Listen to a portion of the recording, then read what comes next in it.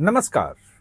महिला आरक्षण विधेयक को लेकर एक बड़ी खबर सामने आ रही है और खबर इतनी चौंकाने वाली है और जो संकेत उसके मिल रहे हैं वो भारतीय राजनीति में मतलब आप कह सकते हैं कि भूचाल लाने वाली बात है ये।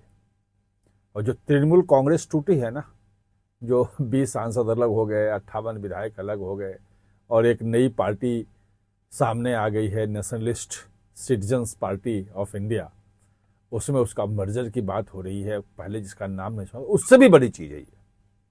वो मैं बता रहा हूं, उससे भी बड़ी चीज है। और क्यों है, क्या कारण है, कैसे होगा, कांग्रेस में क्यों हड़कंप मचा है, इन तमाम चीजों को बिटवीन द लाइंस आपको हम बताएंगे। लेकिन सबसे पहले खबर यह है कि जो महिला आरक्षण विधेयक है और उससे जुड़ा हुआ जो परिसीमन विधेयक है, जो संविधान संशोधन जिसके तहत होना है, 2011 की जो जनगणना है उसके आधार पर देश के लोकसभा का परिसीमन होना है, राज्यों का परिसीमन होना है। उस पे समाजवादी पार्टी जो है इस विधेयक का इस बार समर्थन कर सकती है। ये पक्की खबर बता रहा हूं मैं कि ये बिल्कुल कर सकती है। इसके संकेत मिलने शुरू हो गए हैं। और इमरान मसूद का आज का जो हमला है समाजवादी पार्टी को लेकर के, कांग्रेस सांसद, उस हमले के पीछे ये बड़ी वजह यही बताई जा रही है। कांग्रेस को सांप सूंघ गया है, अब समझ में नहीं आ रहा है कि क्या करें। दक्षिण में डीएमके 22 सांसद, 37 सांसद जो हैं लोकसभा में अकेले समाजवादी पार्टी के। अगर ये सब आ गए तो फिर बचा क्या, फिर रोकें कैसे? वो जो मीटिंग खेल रहे थे सबसे कि भाई इंडिया गठबंधन की बैठक बुला करके और फिर सब लोगों को साथ लाना कि हम सब एकजुट हैं, सब साथ हैं, वो सब चीजें धरी की धरी रह गई हैं इस बार।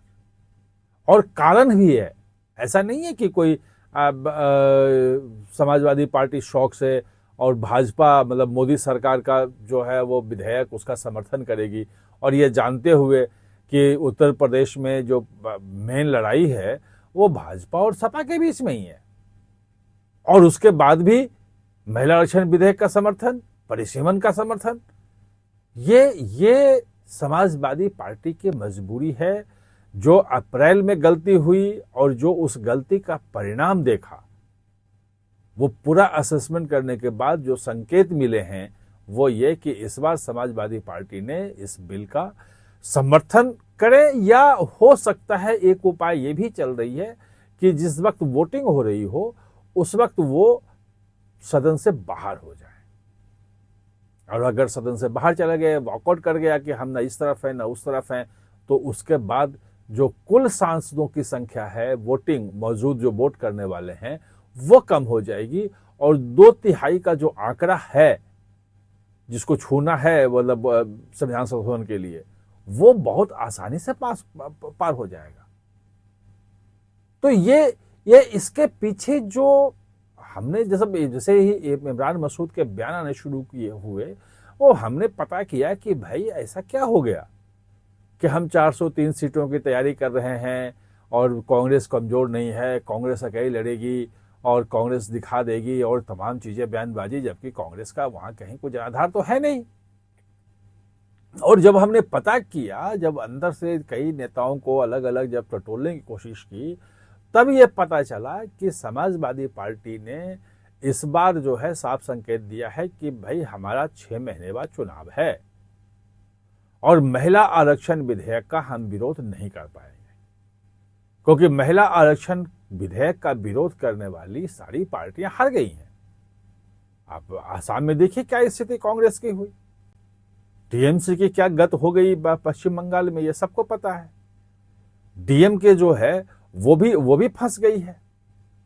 और डीएमके को जिस ढंग से कांग्रेस ने छोड़ दिया है और डीएमके ने कहा कि छुरा घोपा है, और अब मतलब वो तो बीजेपी है जो नहीं ले रही है और आरएसएस का बहुत ज्यादा विरोध है कि डीएमके के साथ आप नहीं जा सकते हो, क्योंकि डीएम के अगर सनातन के खिलाफ, हिंदुत्व के खिलाफ जो बयानबाजी है उसको लेकर के संघ बहुत ही अभी भी नाराज है और कह रहा है कि डीएम के साथ नहीं आ सकता। लेकिन डीएम के ये चाहता है कि भाई उनके साथ जो है कोई बन जाए, स्ट्रेटेजिक इस ढंग से टैक्टिकल कोई समझौता हो जिसमें वो साथ दे सकें। तो ये इस स्थिति में समाजवादी पार्टी को लग रहा है कि अगर 6 महीने बाद इलेक्शन है, फरवरी में इलेक्शन है, वहां पे हो सकता है कि जनवरी में हो जाए, ये भी संभावना है, क्योंकि वो फरवरी में जनगणना का भी काम होना है। 7 फरवरी से 28 फरवरी तक जनगणना का पूरा सब चलना है।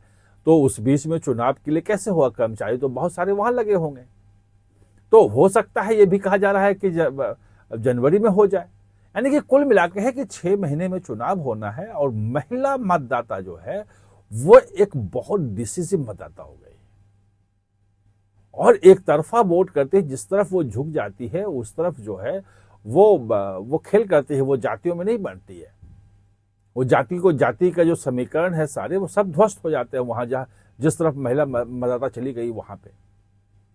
और ऐसे में अगर बीजेपी सपा विरोध करती है सीधे सीधे महिला आरक्षण का, तो भाजपा बड़ा मुद्दा बना सकती है, जैसे पश्चिम बंगाल में बनाया, आसाम में बनाया, बाकी जगह बनाया, तो यहां उत्तर प्रदेश में बनेगा, वो नुकसान हो जाएगा। दूसरी बात कि परिसीमन के 2 अर्थ लगाए जा रहे हैं, मतलब 2 तरह से लोग उसके मायने निकाल रहे हैं। एक तो जो सबको पता है कि सबसे अधिक फायदा जो होना है वो उत्तर प्रदेश को होना है। भाई अगर 50% का फॉर्मूला जो अमित शाह ने कहा था लोकसभा में बहस के दौरान, आपने सुना ही था 16-17 अप्रैल को, तो उसमें कहा था कि 50% बढ़ा देंगे। यानी कि सबसे अधिक सीटें अगर बढ़ेंगी तो 40 की 40 सीटें तो उत्तर प्रदेश की बढ़ेगी। और उत्तर प्रदेश की अगर 40 सीटें बढ़ रही हैं तो वहां की कोई पार्टी, और जो ये दावा कर रही हो, जो ये ठोक के कह रही हो कि अगली बार सरकार हम बनाएंगे, जो प्रमुख विपक्षी दल है और जो सत्ता में भी रह चुकी है और सत्ता में आने की जिसकी ख्वाहिश है, वो उत्तर प्रदेश को जहां फायदा मिल रहा है उसका विरोध कैसे कर सकती है? और उसका विरोध अगर करेगी तो ये मुद्दा भी बनेगा। भाई आपने पूरी बहस सुनी थी अप्रैल में, पूरी बहस यही थी ना कि 50% भी आप बढ़ा देते हैं अगर, तो 50% बढ़ाने पे जो प्रोपोर्शन में तो वेटेज ज्यादा हो जाएगा उत्तर प्रदेश का, क्योंकि उत्तर प्रदेश के 120 सांसद हो जाएंगे और तमिलनाडु के 59 रहेंगे, 39 से 20 बढ़ेगा तो 59 हो जाएंगे, 59 हो जाएंगे। तो ये जो वेटेज बढ़ रहा है, इसको पूरा जब नफा नुकसान जब सपा देख रही है वहां पे, तो उसको लग रहा है कि अगर हम इस बिल के समर्थन करें या नहीं तो हम खुल के विरोध न करें, हम भाजपा के या मोदी सरकार के साथ भी ज्यादा नहीं दिखे कि उसके साथ हम खड़े होकर वोट दे रहे हैं। ये भी कहीं से उचित नहीं रहेगा कि ये इस रूप में दिखना चाहिए उसको, ये नहीं चाहती है वो। तो हो सकता है कि वो कहे कि भाई जिस वक्त वोटिंग होगा और उस वक्त हम वॉकआउट करते हैं, हम कांग्रेस की तरह सीधे इसका विरोध नहीं करेंगे।